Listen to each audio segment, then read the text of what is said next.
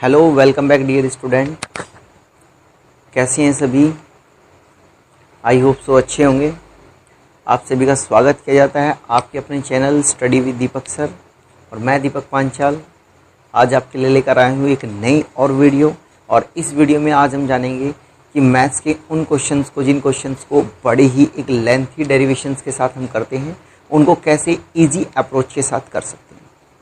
First of all, सभी को happy independence day, सभी को स्वतंत्रता दिवस की हार्दिक शुभकामनाएं। और आई होप सो आप सभी इसी तरीके से अपने आप को आज़ादी से जिए, सेलिब्रेट करें और खुश रहें। चलिए देरी न करते हुए आप लोगों को स्टार्ट करते हैं क्वेश्चंस। जैसे कि आप सभी को दिख रहा होगा क्वेश्चन ये बोर्ड पर लिखे हैं, वन बाय वन करके इन क्वेश्चंस को होल्ड करेंगे, देखेंगे किस तरीके से इन क्वेश्चंस को अप्रोच को कैसे आसानी अप्रोच लगाकर हम इन क्वेश्चंस को कर सकते हैं। ध्यान से समझना बात को।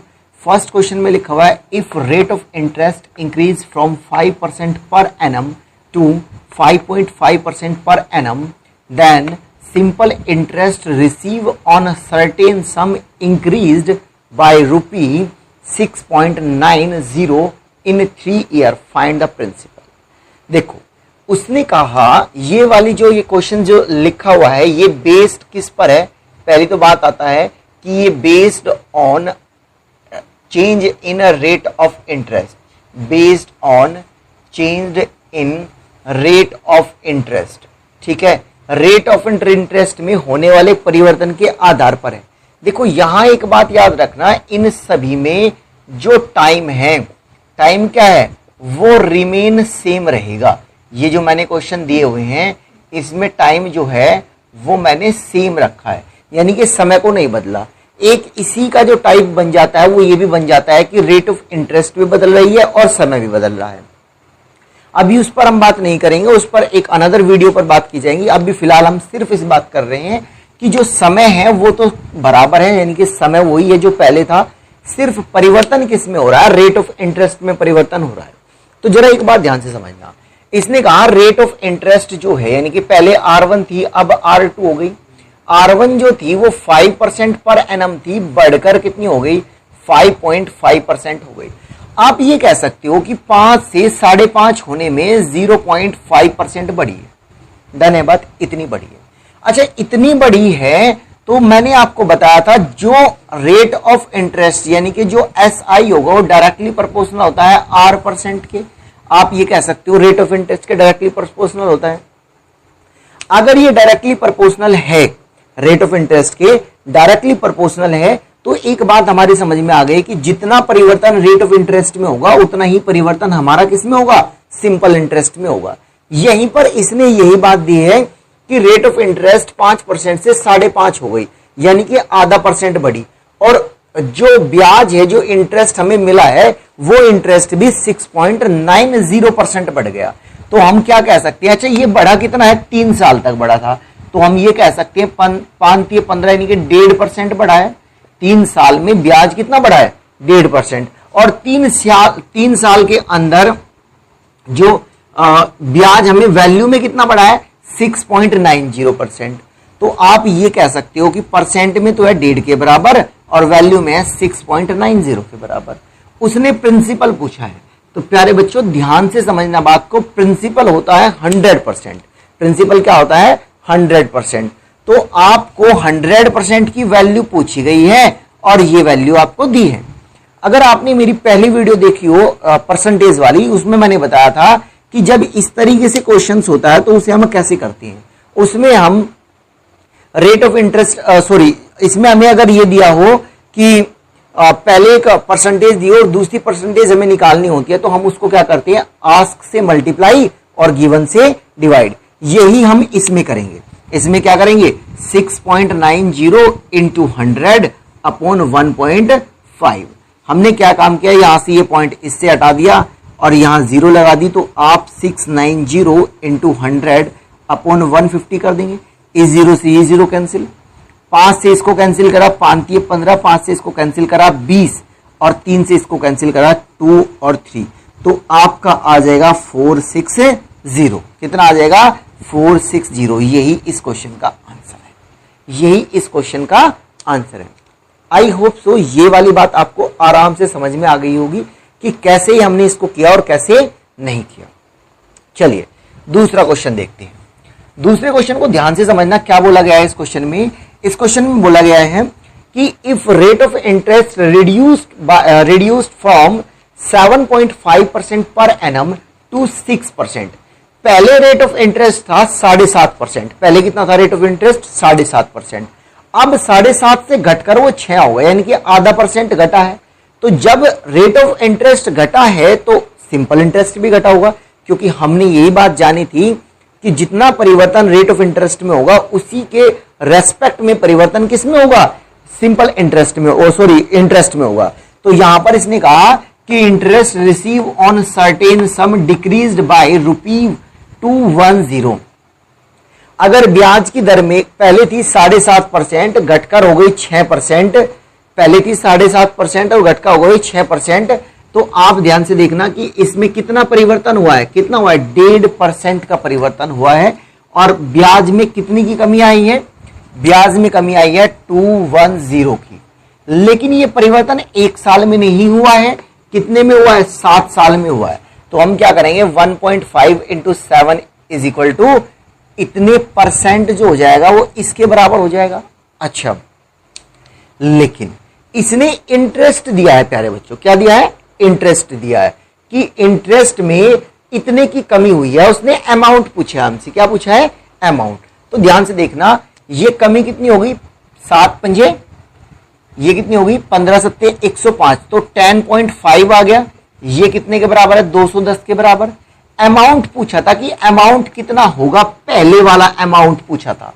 पहले वाला अमाउंट प्रिंसिपल 100%, ठीक है जी। ब्याज लगकर हमें कितना मिला? 7 साल में आपका 7.5% ब्याज मिलना था। 7 साल में ब्याज की जो दर थी वो 7.5% थी। तो 7 × 7.5, अब इन सभी को जोड़कर आपका क्या आ जाएगा? अमाउंट बन जाएगा।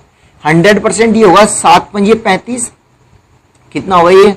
100 प्लस 7 पंजे 35 का 5 का हासिल 3, 7 सते 49, और 49 और 3 कितने हो जाएंगे? 52। तो आप ये कह सकते हो जो अब अमाउंट बनेगा वो 152.5% बनेगा। देखना, आपको 10.5% दिया गया है, आपसे 152.5% पूछा गया, क्योंकि अमाउंट यही तो है। प्रिंसिपल 100% होता है। प्रिंसिपल क्या होता है? 100% होता है। अब जरा ध्यान से देखना कि हम क्या काम करेंगे? आस्क से मल्टीप्लाई और गिवन से डिवाइड। 15 पॉइंट इतना, इस पॉइंट से ये पॉइंट कैंसिल और ये इसका दुगना हो जाएगा। तो आप कह सकते हो 30-50 ये इसी क्वेश्चन का आंसर है। समझ गए? इस क्वेश्चन का आंसर ये हो जाएगा। आई होप सो आपको ये वाले क्वेश्चन आराम से समझ में आ गया। अनदर क्वेश्चन देखते हैं। अनदर क्वेश्चन में कहा गया है कि अमाउंट, ये दिखाई दे रहा है ना? ठीक है। Amount receive on certain some, amount receive on certain sum at 4% per annum, rate of interest in 3 year, rate of interest in 3 year is कितना है? 6720। इतना मिला है। एक सर्टेन रेट ऑफ इंटरेस्ट जो थी 4 थी, 3 साल में इतना अमाउंट मिला है। If rate of interest increase to 6%, देखो 6 से नहीं बढ़ाया, उसने कहा 6 तक कर दिया, 2% बढ़ाया, तो उसने कहा फाइंड द अमाउंट। अमाउंट पूछा है। आप क्या काम कर सकते हो? पहले 2% बढ़ाओ, अगर देख लो 2% कितना बढ़कर हमें मिला है और उसे देख लो। लेकिन यहां पर प्रॉब्लम इस बात की आ गई, आपको अमाउंट दिया है, वो बढ़ा हुआ आप निकाल सकते थे किस पर? प्रिंसिपल पर, लेकिन प्रिंसिपल नहीं दिया, आपको अमाउंट दिया। आपकी बात, इसने कहा कि यदि 4% ब्याज की दर पर 3 साल में मिलने वाला मिश्र धन 7,720 रुपए हो, और क्या कहा कि इतना हो, यदि ब्याज की दर को बढ़ाकर 6% कर दिया जाए तो अब नया ब्याज कितना मिलेगा? क्वेश्चन हिंदी में ये, क्वेश्चन हिंदी में ये देखो, अगर आपको 4% पर एनम के हिसाब से 3 साल में इंटरेस्ट मिलेगा तो कितना मिलेगा? आप कहोगे जी 12% मिलेगा। कितना मिलेगा प्यारे बच्चों? 12% मिलेगा। तो ये 12% 100 में जुड़ जाएगा। क्यों जुड़ जाएगा? क्योंकि प्रिंसिपल 100% है और ब्याज इतना है, तभी तो मिलकर अमाउंट बनेगा। तो हम कह सकते हैं कि 112% 3 साल के बाद अमाउंट मिलेगा जब ब्याज की दर 4% हो। तो ये कितना दिया है इसने, 6,720 रुपए दिया है इसने, ये दिया है। लेकिन वो कहता है कि यदि मैं ब्याज की दर को 4 की बजाय 6 कर दूं, ब्याज की दर को 4 की बजाय 6 कर दूं और 3 साल के लिए ही ब्याज लगाऊं, तो अब मुझे कितना अमाउंट मिलेगा। 6% ब्याज की दर से 3 साल के लिए लगाना चाहता है तो 18% हो जाएगा और प्रिंसिपल फिर से जुड़ेगा तो 100%।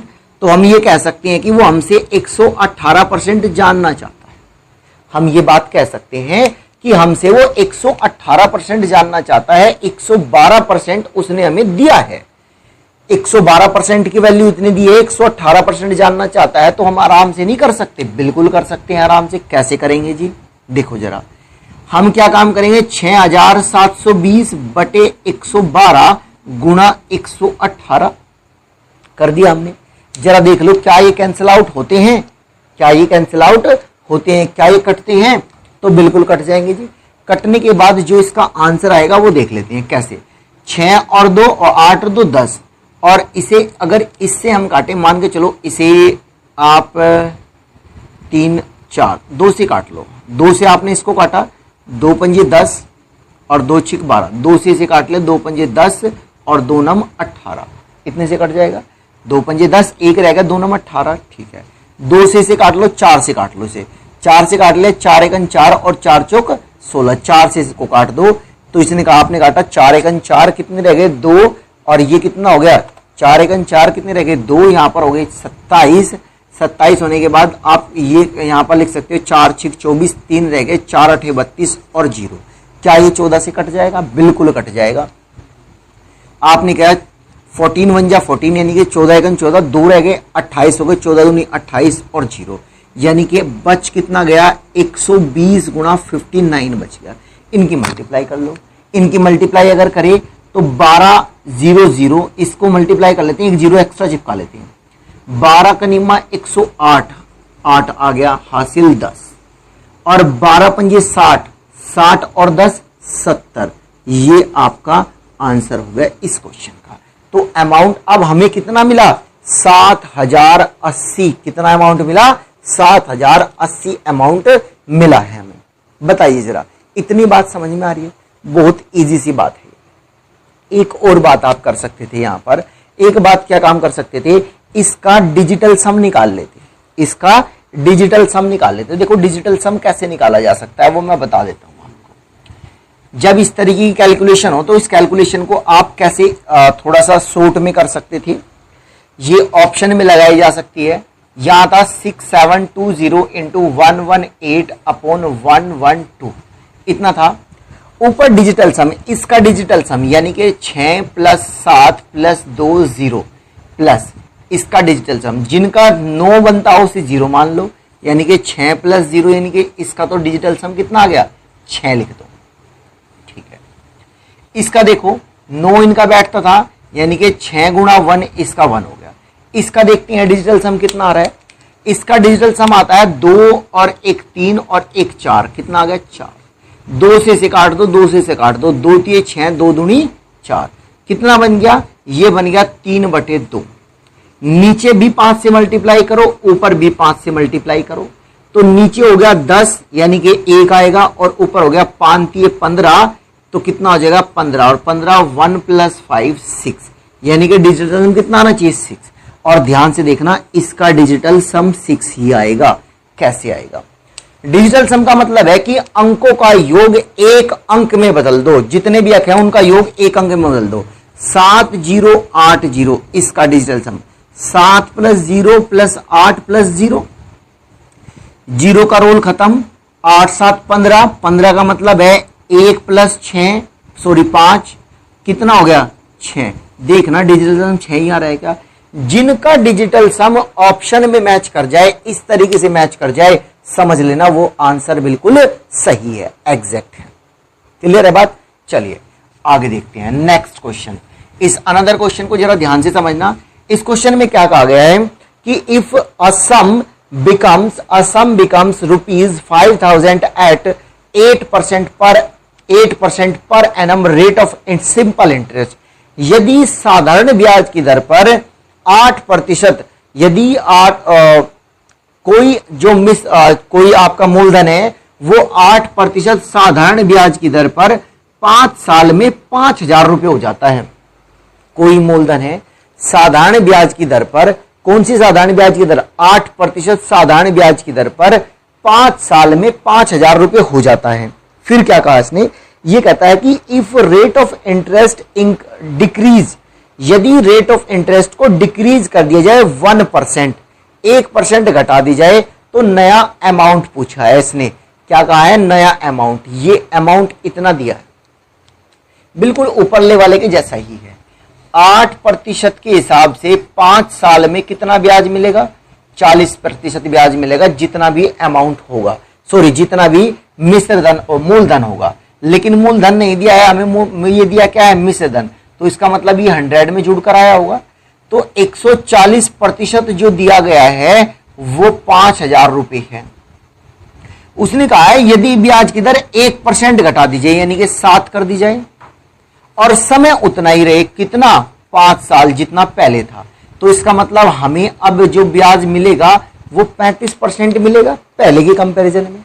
लेकिन वो जानना चाहता है अमाउंट, यानी कि 100 में ऐड करके। कितना?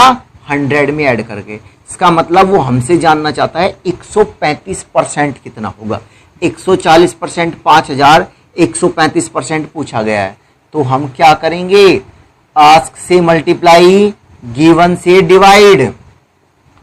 आस्क से मल्टीप्लाई, गिवन से डिवाइड। 1 0 से 1 0 कैंसिल कर दी, 7 से ये कट जाएगा ये 7 से। देखो 7 दूनी 14, 7 से कट जाएगा, 7 एकन 7, कितना रह गया? 7 एकन 7, कितने रह गई? यहां पर बच गया 6, नहीं कटेगा 7 से, तो इसे 2 से काट लो। 2 से इसको काटेंगे तो ऊपर कितना आ जाएगा? ऊपर आ जाएगा 200, ये ऊपर आ गया 200, नीचे आ गया 7, और यहां पर आ गया 135। इस क्वेश्चन को जब यहां से सोल्व करेंगे तो जो आंसर आएगा हमारा वही आंसर। ठीक है, इसके आप मुझे कमेंट करके बताएंगे इसका बाद आपका कितना आंसर आएगा। इतनी बात समझ गए? क्लियर है इतनी बात? ये कोई दिक्कत ना समझने में? आई होप सो आपको ये सारी बातें समझ में आ गई होगी। अब हम अपना नया समझेंगे टॉपिक, नया समझेंगे जो प्रिंसिपल आधारित था। ये सारी बातें थी, मैंने अलग अलग टाइप्स के क्वेश्चंस कराने की कोशिश की है, जितने टाइप के क्वेश्चंस लगभग हो सकते हैं। दिल्ली पुलिस, एसएससी और रेलवे, इनमें ये जनरल क्वेश्चंस पूछे जाते हैं, उन सभी को मैंने कराने की कोशिश की है। आई होप सो आपको ये बात समझ में आ गई होगी। और अगर हमारी वीडियो से आपको कुछ बेनिफिट हो रहा है तो प्लीज लाइक, शेयर और सब्सक्राइब जरूर करें। धन्यवाद।